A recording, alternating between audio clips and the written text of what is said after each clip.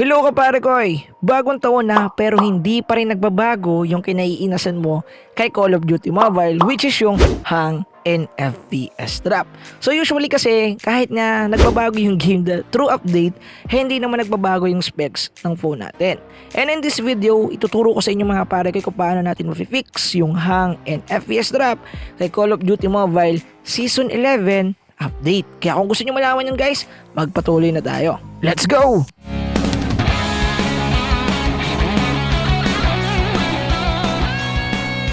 So bago yun mga Kaparekoy, bago tayo magsimula sa mismong content, gusto ko munang bumati ng maraming salamat sa inyo Parekoys Nation dahil umabot na tayo ng 100k subscriber. So currently hindi ko pa ma-order yung ating mismong server play button dahil meron pang konting issues about doon sa mga naging community guideline strike natin noong mga nakalipas na buwan at hindi pa yung nag-expired, and currently I think hindi tayo makakuha ng server play button. Pero kahit na hindi tayo makakuha ng mga Kaparekoy, okay lang yun. Pero at least, umabot tayo ng 100k subscriber. And syempre guys, is one nation yung 100k na yan.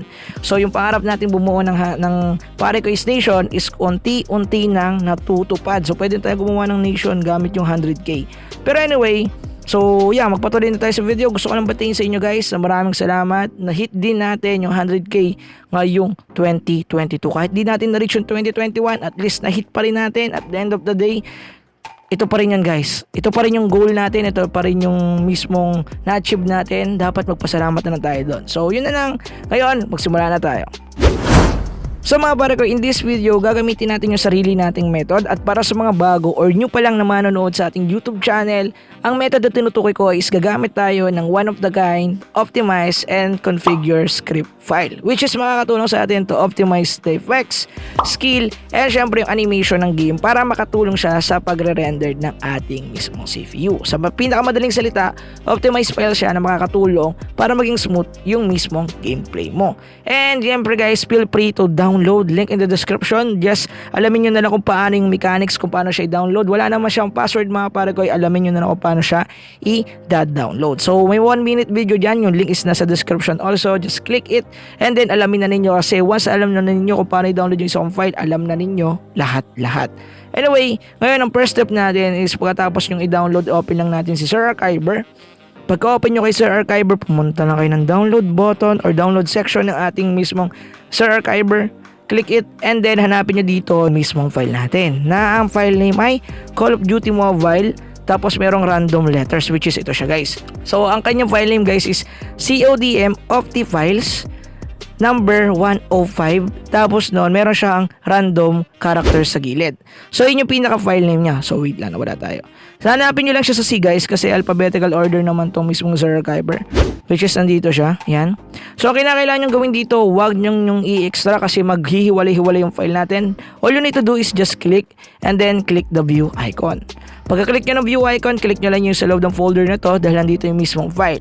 So dito mga Kaparekoy, ang gagawin natin is isi-select lang natin yung gilid niya, yung icon mismo, para magkaroon ng highlighted green effect.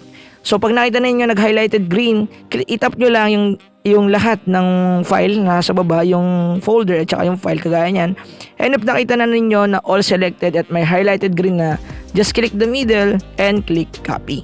Pagka-copy ninyo mga Kaparekoy, isa sa pinaka-crucial thing na kailangan nyo gawin, punta tayo ngayon sa ating device memory, hanapin natin yung Android folder.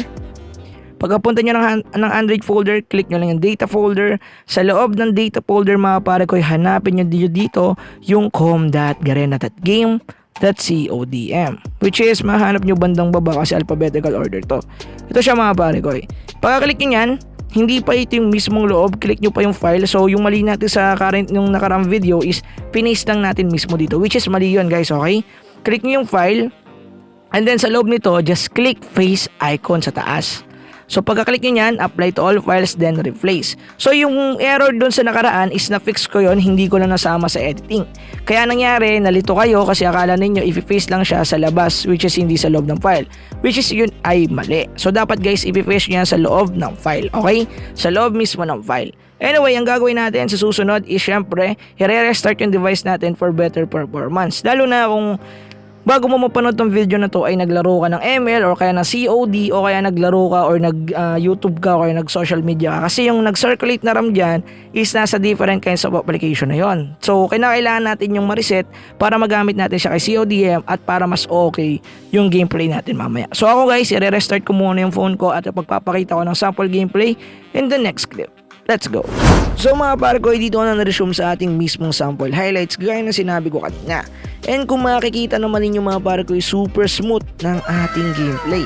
So makikita niyo yan sa mga pagpapatuloy pa ng video na to. Pero kung yung tatanungin ninyo, guys, para sa akin, fully optimized yung Season 11 ngayon. So siguro gumawa talaga ng mahirap na update yung ating developer sa about dito. Kasi nakita nyo naman, di ba, hindi nagbago ng app yung mismong CODM. Siguro isa na rin yung way para makapag-optimize sila ng mismong game. At kitang-kita ko naman mga parekoy na super optimized niya. Kasi usually kahit gumamit ako ng config minsan, meron pa rin yung mga stutter sa unang gamit ko mismo ng application or ng Call of Duty Mobile. Pero currently wala akong nakikita.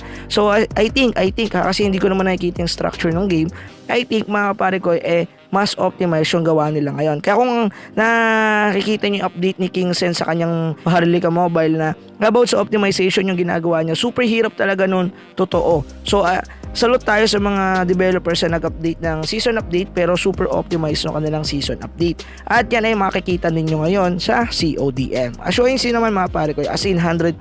Siguro mapipil nyo rin to kung low-end devices kayo na super lag talaga noon and then ngayon okay na. So yeah. So ito yung mga pare ko yung ating sample highlights. Kayo nang bahala maghusga. Kung ako sa inyo guys, gawin na ninyo kasi wala namang mawawala. So mga pare ko, kung itatanong ninyo kung okay ba siya sa VR, ang sagot dyan is oo. So yes guys, lahat ng mode ng paglalaro dito kay CODM or lahat ng modes niya sa CODM ay pwedeng i-apply yung config. So kasi usually i-apply mo yan sa resources niya. So automatically all of that is kaya niyang pasukin. Pero hindi porket gumamit kayo ng config ay magiging ultra pro max na yung phone niyo. Kung hindi na kaya mag-play or hindi na playable sa inyo yung VR nung wala pa kayong config, kapag gumamit kayo ng config, maaaring maging playable ng kaunti pero usually hindi. Bakit? Kasi it depends pa rin sa phone specs natin yan. So always keep it mind na kung ano yung kayang gawin ng phone niyo. So wag niyong pilitin yung hindi kaya ng phone niyo kasi mas may stress yun, baka humantong pa yan sa mabilis sa pagkasira. Kaya kung ako sa inyo guys, kung gagamitin yung config, kaya guys, always keep it mind your phone specs. Kasi mga pare ko, if lagi nyong titingnan na kapag gumamit kayo ng config is kaya niya nang maglaro ng super smooth, super playable, hindi yun ganun kadali mga pare ko. Ang script file kasi mga pare ko is made to optimize, not to boost your phone. Ibig sabihin, kung ano man yung specs ng phone mo, yun pa rin yun. Hindi siya makakapagpa-boost, hindi siya makakapagpabilis ang phone mo. Yung ang gagawin niya lang is to optimize your game para makapag-render ng maayos yung CPU ng phone mo kahit na mababa or matulungan yung phone mo na malaro or masustain yung kinakailangang power doon mismo sa iyo game. So ganun lang siya naglalaro mga pare ko. It means kung ano man yung ilagay nyo config sa kahit anong game, hindi po yun nakaka-boost ng phone, yun ay nakakatulong lang to optimize the game. Okay, magkaiba yun kasi walang reason at wala ding dahilan kung paano mabuboost yung phone mo using a small script of file. Yun ay pang-optimize ang game kung saan mo man siya ilalagay, mapa-ML man yan or CODM. I hope guys nagkakaintindihan tayo doon. So napaliwanag ko naman yung mga need yung kailangan malaman. Dito ko natatapusin yung video. This is your boy, Parekoystvtips. Peace out. Let's go.